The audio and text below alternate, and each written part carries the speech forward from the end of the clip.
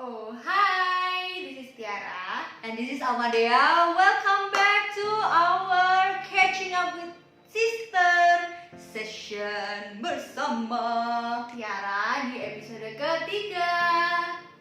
Nah, kemarin itu udah dijelasin panjang banget sih, itu sekitar 20 menitan, which is very long video. but very padat lah ya.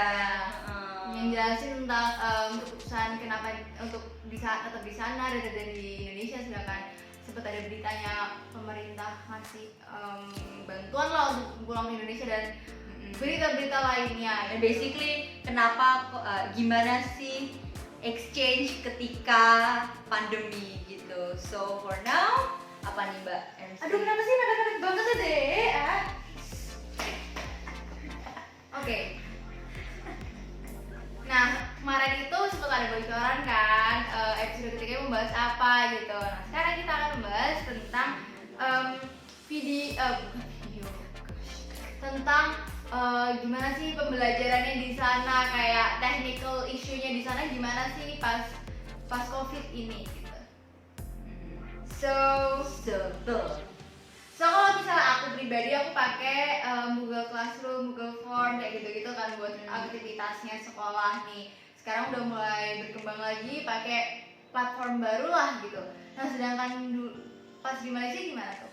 Well, kalau di Malaysia sih to be honest, kita ngambil kelasnya setiap kelas punya platform yang berbeda gitu.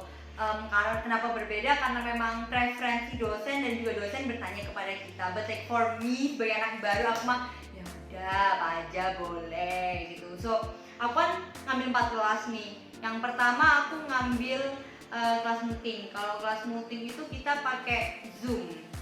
Jadi kalau dia nih konsepnya lebih ke arah kayak kalau dosennya ada presentasi, udah presentasi saat Zoom gitu. Terus kalau yang kedua kelas ADR, Alternative Dispute Resolution, itu kita pakai WA. Jadi dosennya tuh ngirim video presentasi di WA di jam kelas gitu. Nah nanti di waktu tutorial kita akan ada Google Meet, terus dosennya tanya jawab gitu.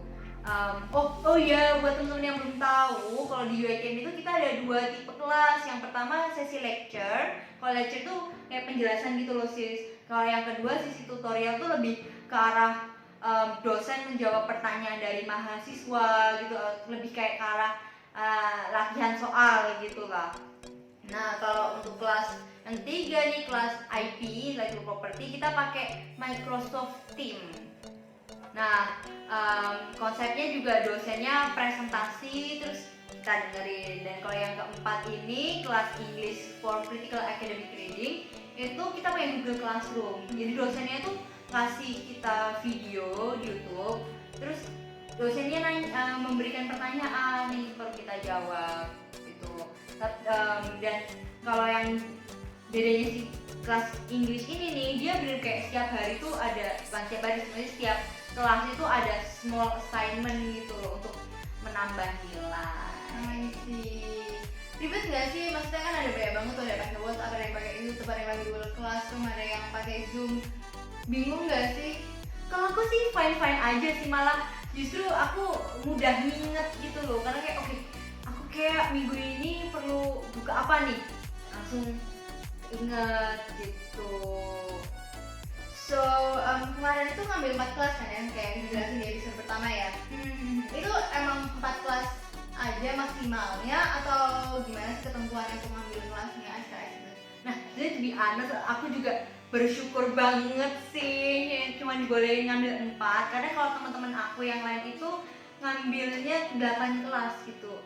Cuman as an international student, aku memang direkomendasikan cuma ngambil 4 gitu. But like if I want, aku boleh observe kelas gitu loh.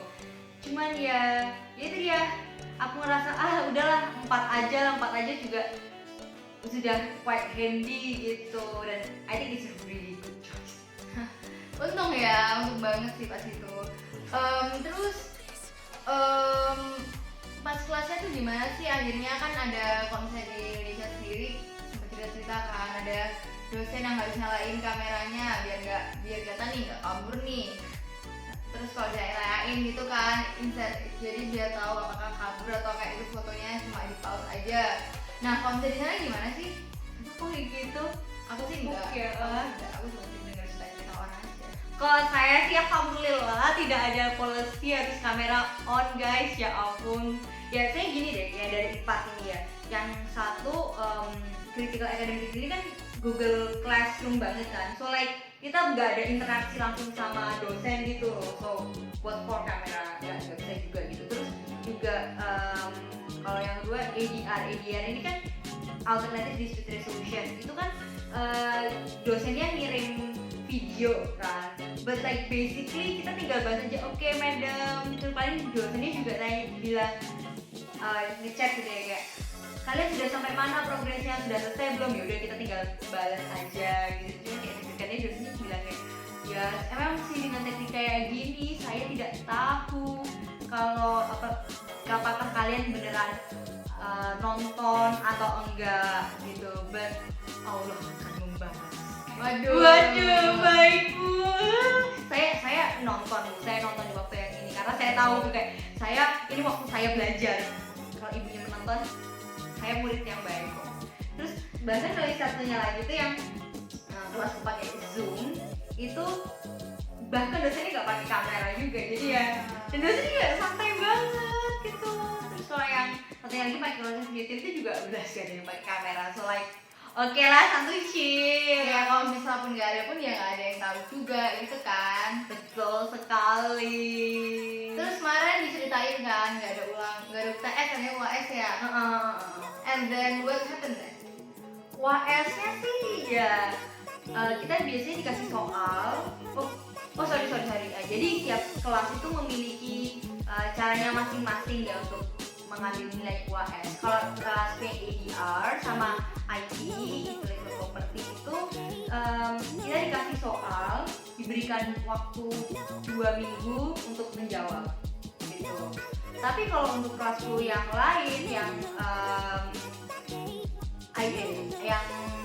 English and then yang multi itu beda. Kalau yang Inggris itu kita diminta untuk bikin video gitu tentang menyampaikan pendapat gitu. Jadi kalau kelompok aku sih kita milih untuk mendebating whether online class ini bagus atau enggak gitu. Terus member grupnya itu akan choose like kamu pingin peran apa sih, kamu pingin jadi perdana menteri or apa gitu. Terus kalau yang satunya lagi yang kelas meeting itu kita nilai UAS-nya itu diambil dari video presentasi meeting gitu.